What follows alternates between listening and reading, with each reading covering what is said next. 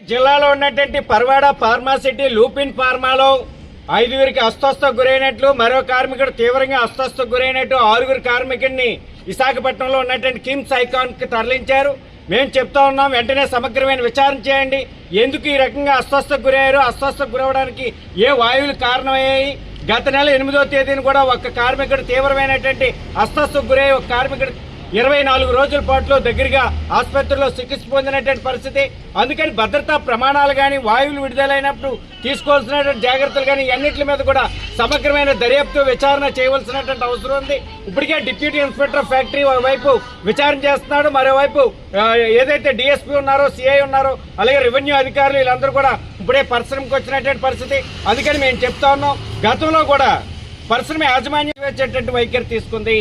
ఇప్పుడు కూడా తెల్లవారి 3:30 గంటలకి ప్రమాదం జరిగితే జిల్లా కలెక్టర్కి రిపోర్ట్ చేయడంలో నిర్లక్ష్యంగా వ్యవహరించారు. అందుకని అధికారులు సమాచారాన్ని గోప్యంగా ఉంచేటువంటి పని కొంతమంది అధికారులు చేస్తా ఉన్నారు. అలాగే పరిశ్రమ యాజమాన్యం మాత్రం పూర్తిగా కార్మికుల యొక్క ప్రాణాలతో చెలగాటమాడుతూ ఉంది. లుపిన్ ఫార్మాలో గతంలో జరిగినటువంటి ప్రమాదాన్ని కూడా యాజమాన్యం దాచివేయాలని చూసింది. కార్మికుడి యొక్క ప్రాణాలతో చెలగాటమాడింది. అందుకని ఇట్లాంటి పరిశ్రమ మీద సమగ్రమైన దర్యాప్తు చేయండి.